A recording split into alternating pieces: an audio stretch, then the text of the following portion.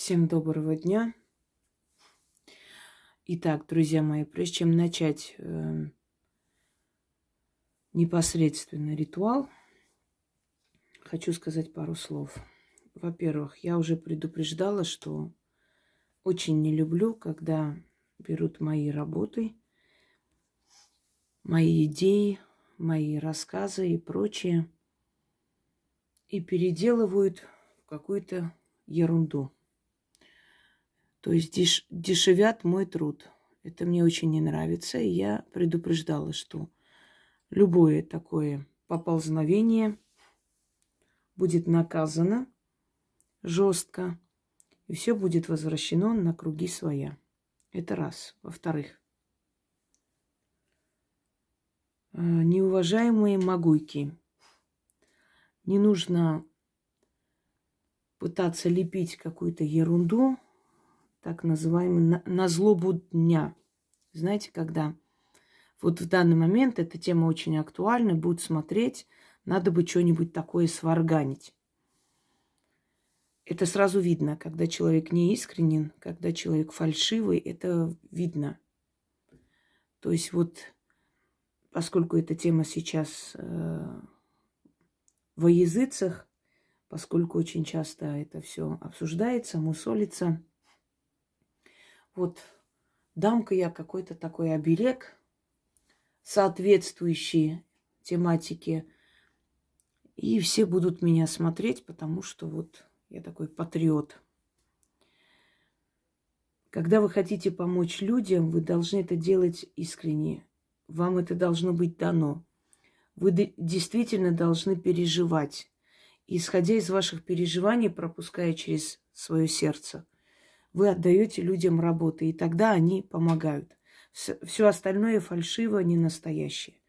Когда начались эти тяжелые годы, в самом начале я говорила, что я с вами, и мы с вами это переживем, и все будет нормально.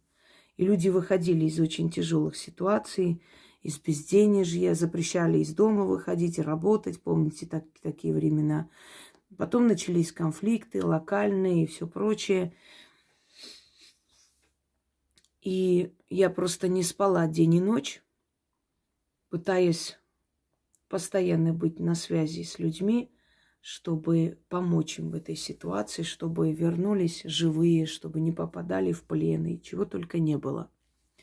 Это было мое искреннее желание помочь, и это было видно. И голос мой охрип, и я была очень уставшая, выжатая, но все эти работы дали результат и до сих пор дают результат, и люди возвращаются живые. Это называется сочувствовать, помочь, отдать всю себя для того, чтобы в этот момент люди были в безопасности, вернулись живыми и здоровыми. Для тех, кто распространяет обо мне ложную информацию, что я там кого-то проклинаю, что я желаю там кому-то зла, особенно конкретным народам, не буду сейчас говорить, вы очень примитивные и несчастные люди. Никогда в своих видеороликах, где я обсуждаю политические темы и могу высказаться о неправильных решениях, что приводит народ в такое бедствие, и из-за чего Россия вынуждена была идти на определенные шаги, это я могу обсудить. Но я никогда в жизни не говорила, что я радуюсь несчастью других людей, и так вам и надо, и все такое. Не нужно мне приписывать свои грязные качества. Я вам больше скажу. Люди из этих регионов постоянно пишут. Я им советую, как себя вести, что делать, что начитывать, чтобы остаться живыми и здоровыми. И мои работы помогают. Помогает всем, с какой бы стороны человек ни находился. Вот это и есть моя профессия. Моя профессия — гуманность, как у врача. Я не смотрю на национальность человека. Я отдаю, человек берет, проводит. Если силы считают, что он достоин помощи, они ему помогают. Вот и все. Так вот, у меня есть несколько ритуалов, связанных с землей, с защитой земли. Земля, обладающая энергией. В земле мертвые. Почему говорят, что земля пропитана нашей кровью, она нам ближе и роднее, потому что мы с ними братаемся, вот если так грубо сказать. Чем больше крови пролито за эту землю, чем больше отдано, тем больше генетической памяти нашей в этой земле. Понимаете, земля, которая поглотила, забрала кровь наших дедов, отцов, наших предков, она нас сроднила. И с собой сроднила, и между собой сроднила. Народы, например, СССР когда-то воевали вместе. И это их сроднило, потому что их кровь пропитала эту землю, общая кровь всех нас, всех наших предков. И земля, она как кормилица, так и губительница. Земля может быть и суровой, земля может поглощать, земля может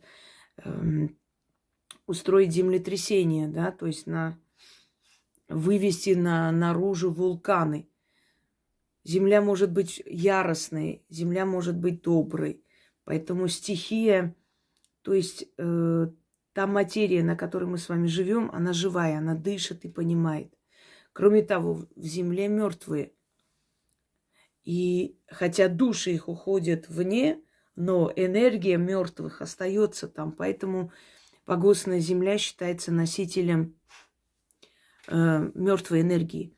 Поэтому там нельзя ронять монеты, там нельзя говорить о хорошем, это закончится, нельзя говорить о плохом, это усугубится, потому что там энергия, живая земля, которая слышит.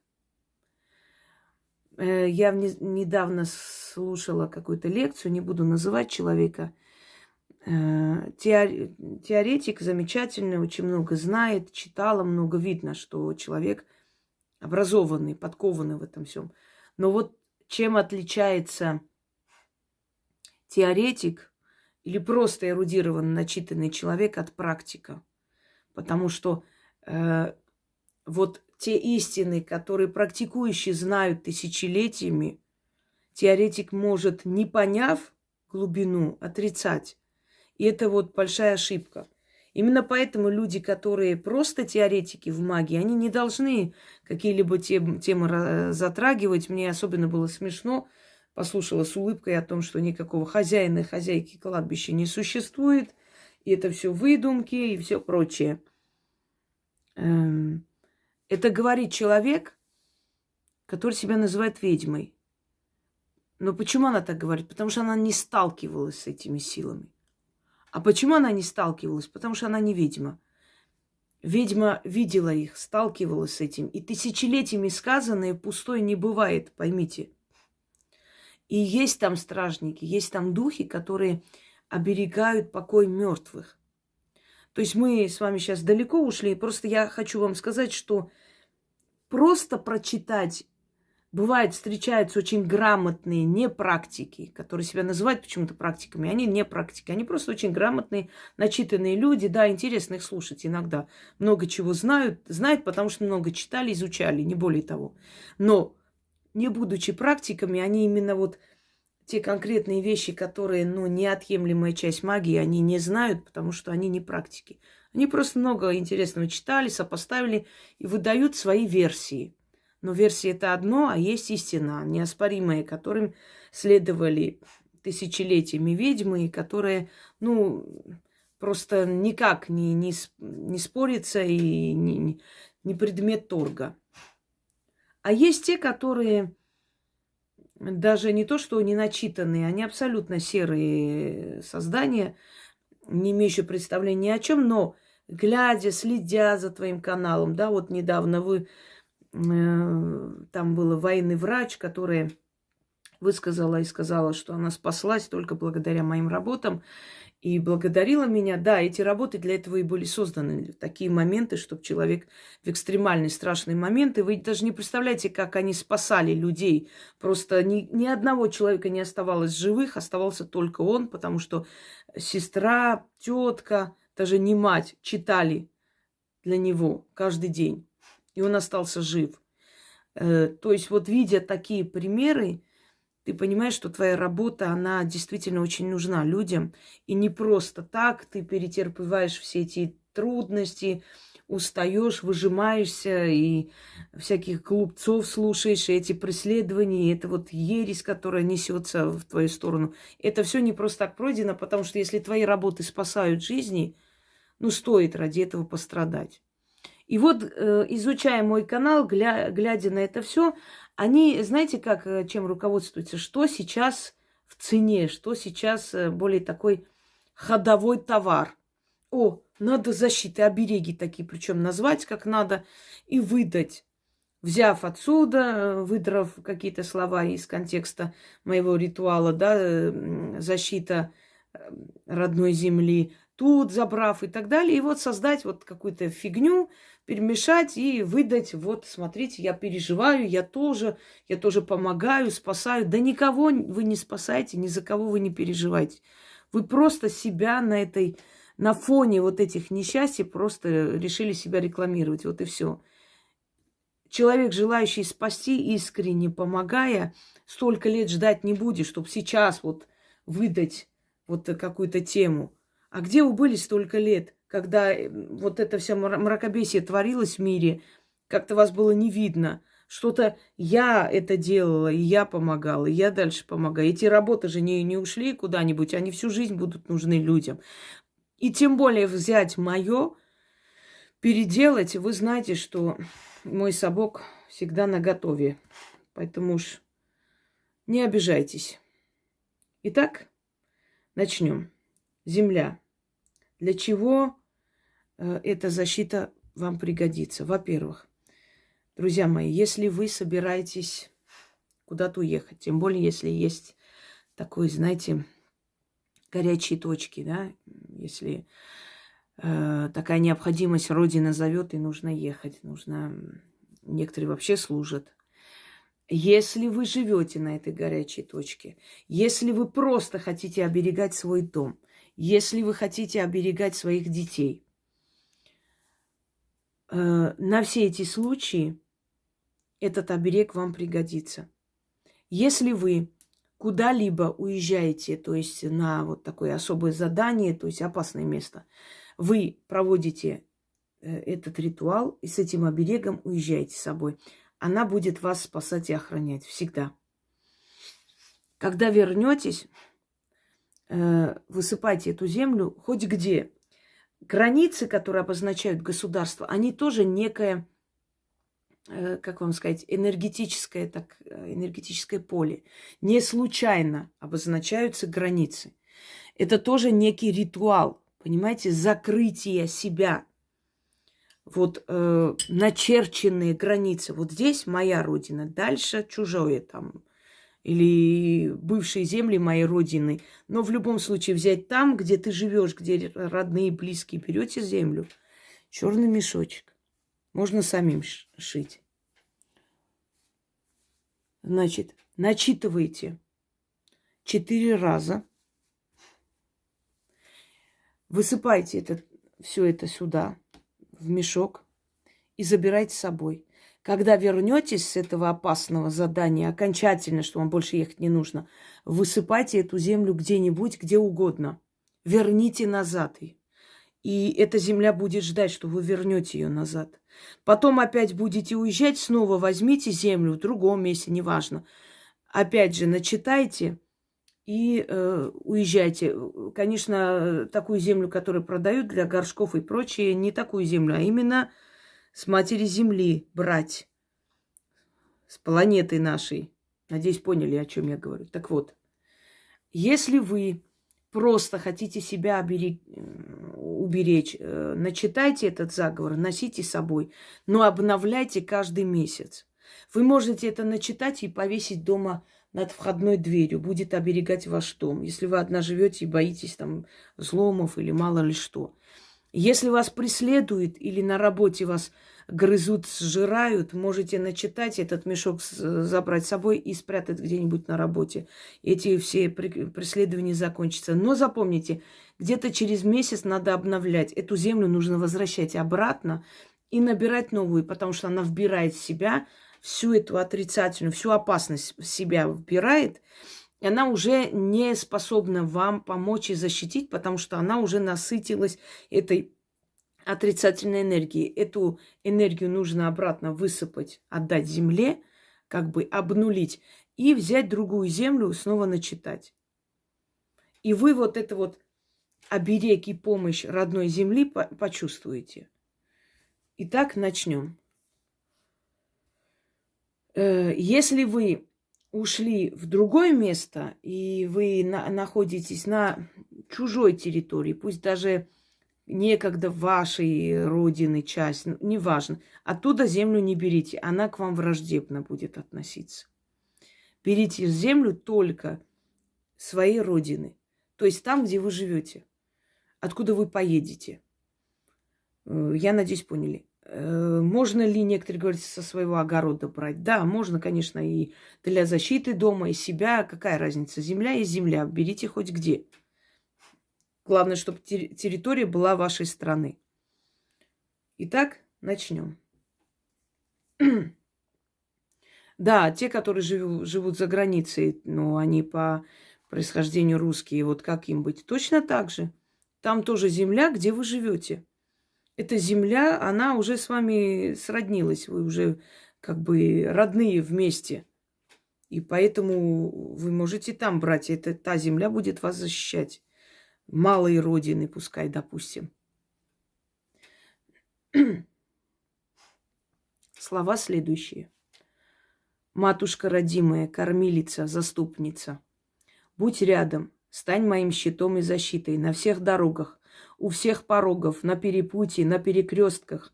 Заслони от пули, потуши пожары, сбереги от воды, от ветра укрой, от врага и от пыток спаси, от топора и ножа, от веревки и булавы, оберегай мою душу и тело.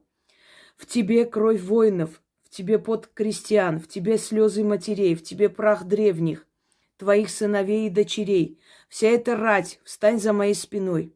Всей мощью своей меня сбереги и укрой. Живой я ушла из дома, живой меня верни назад домой. Да будут целы тело мое и разум мой, моя кровь во мне, оберег твой на мне, тело мое стальное, кожа панцирь, для врага невидима, стена тайная, защитная вокруг меня. Стоит рать великая за спиной, стоит рать великая за спиной, бдит. Я не одна, нас легион, и легион за мою душу бьется.